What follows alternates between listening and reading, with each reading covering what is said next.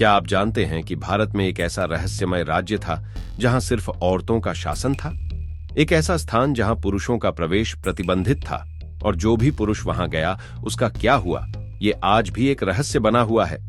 ये कोई कल्पना नहीं बल्कि असम के प्राचीन इतिहास में दर्ज एक अद्भुत कहानी है, कामरूप तिरिया राज की।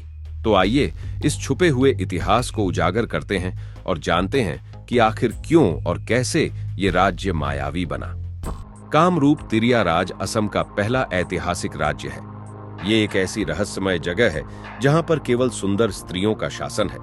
इस गांव के बारे में बहुत ही कम लोग जानते हैं। कहते हैं कि जो भी इस गांव में गया वो आज तक वापस नहीं आया। इस गांव में केवल महिलाएं और पशु पक्षी रहते हैं। पुरुषों का तो नामो निशान भी नहीं है। इस गांव की सभी स्त्रियों तंत्र मंत्र में बहुत अधिक विद्वान हैं। इसका एक प्रमुख उदाहरण है काम्यक वन की हिडिंबा राक्षसी। महाभारत ग्रंथ के विषय में तो हम सभी जानते ही हैं।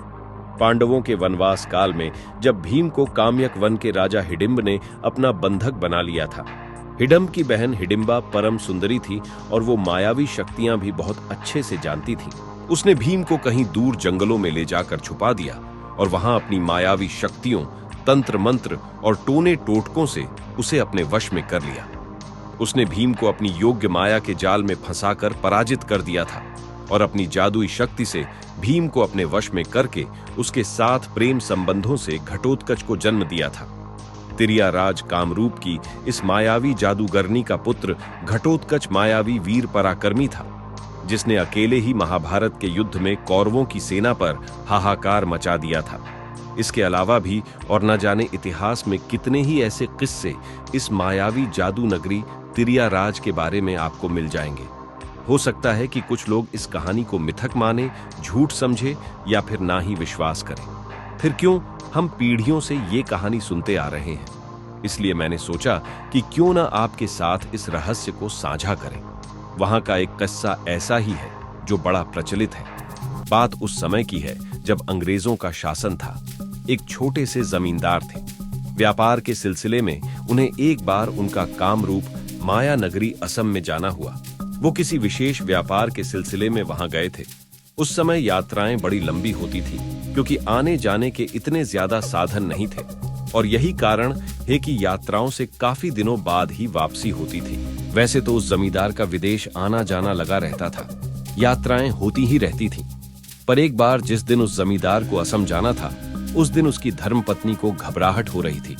इसलिए उसने जमींदार से कहा कि आप कोई रक्षा ताबीज बनवा लीजिएगा, क्योंकि इस बार पता नहीं क्यों मुझे अंदर से बहुत घबराहट हो रही है। दोस्तों, आप मानो या ना मानो, लेकिन आज भी पतिव्रता स्त्रियों के मन में कुछ अनहोनी होने से पहले घबराहट हो ही जाती है। अगर कोई स्त्री सच में पतिव्रता स्त्री है तो उसे अनुभव हो ही जाता है कि उसके पति के ऊपर कोई ना कोई संकट आने वाला है। और उस वक्त की स्त्रियां तो पराये पुरुषों को देखती तक नहीं थी, इसलिए उनके अंदर सतीत्व की शक्ति पूरी तरह विद्यमान होती थी। जमींदार ने जब अपनी पत्नी को घबराते और परेशान, चिंतित होते देखा तो उन्होंने अपनी पत्नी से कहा, तुम व्यर्थ ही चिंता करती रहती हो। माना कि मुझे बहुत दूर जाना है, लेकिन ये कोई परेशानी वाली बात नहीं है। ये सभी घर के सदस्य जानते थे कि व्यापारी अगर दूर की यात्रा नहीं करेगा तो फिर कमाएगा क्या और खाएगा क्या। इसीलिए उसने अपनी पत्नी से कहा, मुझे जाने दो। हाँ, तुम्हारी बात को ध्यान में रखकर अवश्य ही मैं माता के दरबार में सबसे पहले जाऊंगा। और जमींदार ने घर वालों से रजामंदी लेकर यात्रा की शुरुआत की। वो असम में मां कामाख्या के शक्तिपीठ पर जाकर मथा टेकने ही वाले थे कि वहां एक वृद्ध स्त्री उनके पास आई। उसके शरीर को देखकर ऐसा नहीं लगता था कि वो कोई तपस्वी है, लेकिन उसके सिर के बाल एक बरगद की लटकती हुई जड़ों के समान दिखाई दे रहे थे, जिस कारण ऐसा लगता था कि वो सिर्फ तपस्या ही करती है। जमींदार ने उनको नमस्कार किया और उनके चरण छुए। सहज भाव से ही उनके मन में उस स्त्री के प्रति प्रेम और आदर था। जमींदार ने माता कहकर उन्हें संबोधित किया। तब उस स्त्री ने जमींदार से कहा कि मुझे भूख लगी है, क्या मुझे तुम भोजन करा सकते हो? तब जमींदार ने कहा, मैं एक धनवान जमींदार हूँ, इसलिए मेरे लिए ये कोई बड़ी बात नहीं है। मेरे सेवक आपके लिए अभी भोजन ले आएंगे। और जमींदार के साथ गए हुए सारे सेवक उनके लिए विभिन्न प्रकार के भोजन और सामग्रियां लेकर आ गए।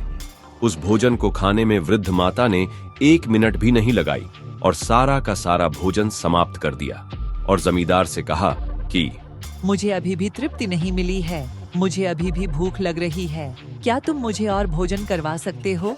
वो जमींदार बहुत चतुर था, इसलिए वो तुरंत समझ गया कि ये कोई साधारण स्त्री नहीं है और इसलिए उन्होंने तुरंत ही उनके पैर पकड़कर कहा, माता, मेरा सामर्थ्य ही नहीं है कि मैं आपको भोजन करवा सकूं।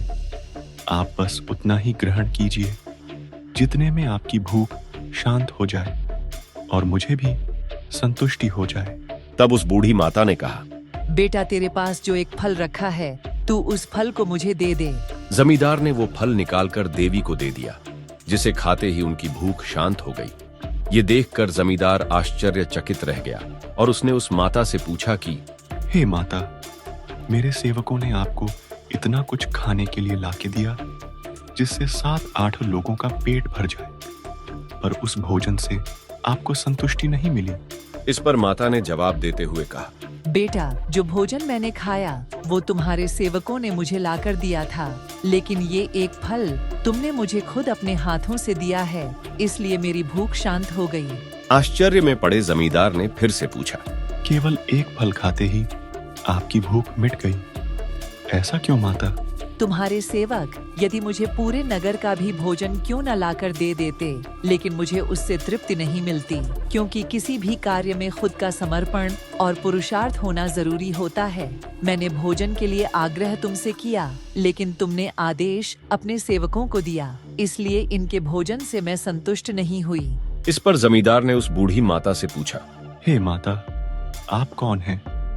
आप कोई साधारण स्त्री नहीं जान पड़ती है।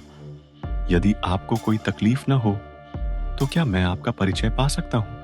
जमींदार की बात सुनकर बूढ़ी माता ने जवाब दिया, मैं एक सिद्ध भैरवी हूँ। जमींदार ने असमंजस में पड़ते हुए पूछा, हे माता, ये सिद्ध भैरवी क्या होता है?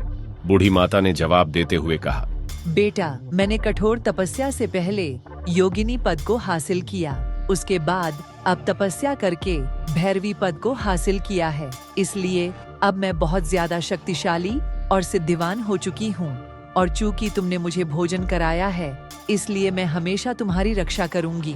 वैसे तो तुम्हारे चेहरे को देखकर मैंने एक रहस्य जान लिया है, लेकिन अभी मैं उसमें कोई हस्ताक्षेप नहीं कर सकती और न उसके बारे में मैं अभी तुम्हें कुछ बता सकती हूँ। लेकिन इतना समझ लो बेटा कि आगे आने वाला समय तुम्हारे लिए बड़ा ही कठिन है, इसलिए अगर तुम्हें कभी भी मेरी जरूरत पड़े तो तुम इस मंत्र का जाप करना जो तुम्हें मैं अब दे रही हूँ। इस मंत्र के उच्चारण करते ही मैं तुम्हारी सहायता के लिए वहाँ तुरंत ही प्रकट हो जाऊंगी।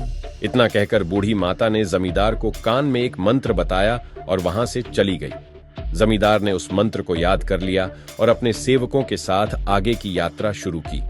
अभी कुछ ही कदम चले थे कि उन्हें एक व्यक्ति मिला और आगे जाने के लिए मना करने लगा।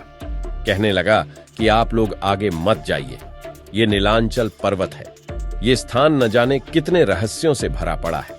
उसकी बातों को अनसुना करके जमींदार फिर भी आगे चलता गया। थोड़ा आगे चलने पर उन्हें वहीं जंगल मिला जिसके बारे में उस व्यक्ति ने बताया था। थोड़ा और आगे चलने पर उन्हें पालकी में आती हुई कुछ सुंदर स्त्रियां दिखाई दी, काम रूप की मायावी स्त्रियां। उन स्त्रियों को देखकर सभी सेवक भागने लगे, लेकिन जमींदार नहीं हटा। वो सभी स्त्रियां इतनी सुंदर थीं कि जमींदार उनके चेहरों को एकटक निहारता रहा। जब वे स्त्रियां थोड़ा पास आईं, तो पालकी में से एक स्त्री ने अपना सिर बाहर निकाला और कहा, आगे से हट जाओ, कौन हो तुम? लेकिन जमींदार नहीं हटा। उसे उन स्त्रियों की सुंदरता के आगे कुछ भी सुनाई और दिखाई नहीं दे रहा था। अचानक वहां एक रहस्यमय घटना घटी। देखते ही देखते वो स्त्रियां, जमींदार और उसके सेवक उस जगह से एकदम से गायब हो गए। थोड़ी देर बाद जब उन्हें होश आता है तो अपने सामने के नजारे को देखकर उनके होश उड़ गए। उनके सामने एक बहुत बड़ा विशालकाय नगर था, जो कि अपने आप में इतना अद्भुत, रहस्यमय और दैवीय लग रहा था कि मानो उसके आगे स्वर्ग भी फीका लगे। जमींदार बहुत आश्चर्य में था, क्योंकि उसके आगे एक नहीं, दो नहीं, बल्कि अनेक सुंदर स्त्रियां थीं और उन सभी मायावी स्त्रियों के साथ एक एक पुरुष बंधक के रूप में था। फिर कुछ देर बाद जमींदार ने उसी स्त्री को देखा जो उसे पालकी में दिखाई दी थी। वो स्त्री जमींदार के पास आई और बोली, चलो आज से तुम मेरा कार्य करोगे। जो मैं तुमसे कहूंगी तुम वही करोगे। तुम एक खूबसूरत पुरुष हो, इसलिए तुम मेरे अधीन रहकर मेरी इच्छा की पूर्ति करोगे। उस पालकी वाली मायावी स्त्री ने एक ऐसा मंत्र पढ़ा कि वो जमींदार एक बकरे के रूप में बदल गया। खुद को बकरे के रूप में देखकर वो आश्चर्यचकित हुआ और एक बात अच्छे से समझ गया कि ये स्त्री कोई साधारण स्त्री नहीं, बल्कि जादू टोने वाली एक मायावी स्त्री है। उस स्त्री के मंत्र से जमींदार पूरी तरह से उसके वश में हो चुका था और वो अपनी पिछली जिंदगी को भी भूल चुका था। अब वो जमींदार वही करता जो ये मायावी स्त्री उसे कहती।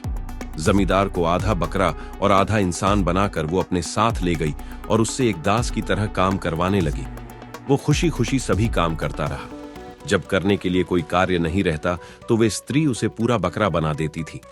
एक दिन उस स्त्री के मन में संभोग की इच्छा जागृत हुई, इसलिए उसने अपनी उस इच्छा को पूरा करने के लिए जमींदार से कहा, देखो, आज मैं तुम्हें कुछ देर के लिए पूरा इंसान बना रही हूँ।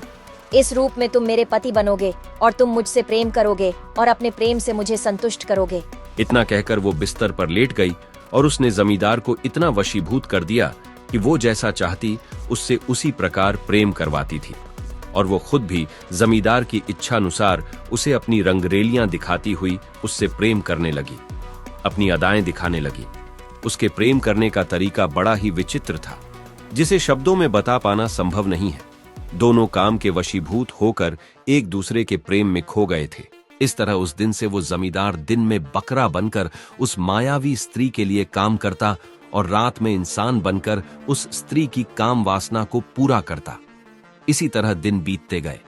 दिन में वो स्त्री उसे आधा बकरा और आधा इंसान बनाकर और उसके गले में रस्सी बांधकर उसे घुमाती और काम करवाती थी। एक दिन की बात है, पूर्णिमा की रात थी। इस रात में उस नगर की सभी मायावी स्त्रियां अपने अपने बंधक बने पुरुषों को घास चराने के लिए एक जगह इकट्ठी हुई थी। इस रात में वे जादूगरनी स्त्रियां एक दूसरे के साथ अपने अपने बकरों की अदला बदली करती और उनसे उसी प्रकार प्रेम संबंध बनाती जिस तरह मायावी स्त्री ने जमींदार के साथ बनाए। ये स्त्रियां कभी कोई कार्य नहीं करती थी। हर कार्य वो अपने बकरे बने पुरुषों से कराती थी। इस प्रकार ये क्रम चलते चलते 11 वर्ष बीत गए। जमींदार को अभी तक कोई होश नहीं था। उसकी याददाश्त अभी तक वापस नहीं आई थी। इधर उस जमींदार की पत्नी का बुरा हाल था। वो बहुत परेशान थी, क्योंकि कोई भी व्यक्ति व्यापार के उद्देश्य से बाहर जाता था तो वो 1 वर्ष के अंदर अंदर लौट आता था। पर यहां तो जमींदार को गए 11 वर्ष बीत चुके थे, इसलिए उसका मन व्याकुल हो रहा था। उसे किसी अनहोनी का एहसास हो रहा था। मन में उठ रहे डर को शांत करने के लिए और अपने पति की तलाश करने के लिए उसने अपने घर के सदस्यों के साथ कामाख्या मां के मंदिर चलने के लिए कहा। घर के सभी सदस्य इस बात के लिए राजी हो गए और अगले दिन सुबह ही मंदिर के लिए निकल पड़े। मन में पति के मिलने की आस को लेकर जमींदार की पत्नी परिवार सहित कामाख्या मां के मंदिर पहुंची। वहां उन्होंने मां के दर्शन किए। जमींदार की पत्नी ने अपने पति की रक्षा के लिए मां से प्रार्थना की। उसके बाद वो मंदिर के बाहर एक सीढ़ी पर बैठ गई। उसकी आंखों से आंसू बह रहे थे। रोते रोते आधी रात बीत गई। तब उसे मंदिर में आती हुई वही बूढ़ी औरत दिखाई दी जो जमींदार को इसी मंदिर में मिली थी। उन्होंने जमींदार की पत्नी को रोते हुए देखा तो उसके पास जाकर बैठ गई और बोली, क्या बात है बेटी, क्यों रो रही हो? तब जमींदार की पत्नी ने सारी बात उस बूढ़ी माता को बताई। बूढ़ी माता को तुरंत सारी बात समझ में आ गई। वो जान गई कि ये उसी जमींदार की बात कर रही है जिसने मुझे भोजन कराया था। माता ने जमींदार की पत्नी को धैर्य रखते हुए कहा, बेटी धैर्य रखो, मैंने तुम्हारे पति को देखा है। उसने इसी मंदिर में मुझे भोजन कराया था। मैंने उसे आने वाली मुसीबत के बारे में चेतावनी भी दी थी और बचाव के लिए एक मंत्र भी दिया था। मैं तुम्हारे पति की मदद जरूर करती, पर अफसोस कि अभी तक उसने मुझे याद नहीं किया है। ये सुनकर जमींदार की पत्नी बोली, माता, मेरे पति ठीक तो होंगे ना? उन पर ऐसी कौन सी मुसीबत आ गई जो वो अभी तक घर लौट कर नहीं आए? मेरा मन बहुत घबरा रहा है। वृद्ध माता ने जवाब देते हुए कहा, बेटी घबराने की कोई जरूरत नहीं। नारी शक्ति में बहुत ताकत होती है। तुम अपने सतीत्व की शक्ति का प्रयोग करो। बेटी, तुम अपनी तर्जनी उंगली का रक्त माता कामाख्या को अर्पित करो। माँ से अपने पति की सलामती के लिए प्रार्थना करो। उनसे कहो कि जिस प्रकार मेरे शरीर में ये रक्त बह रहा है, मेरे शरीर में कहीं भी रुकावट नहीं है। मैं अपनी सतीत्व की शक्ति से अपने पति को सभी मायावी शक्ति से दूर करती हूँ। ऐसा करने से तुम्हारे पति की याददाश्त एक दिन के लिए वापस आ जाएगी। वृद्ध माता के कहे अनुसार जमींदार की पत्नी ने मां कामाख्या को रक्त अर्पित कर अपनी प्रार्थना की, जिसके प्रभाव से जमींदार की याददाश्त वापस आ गई।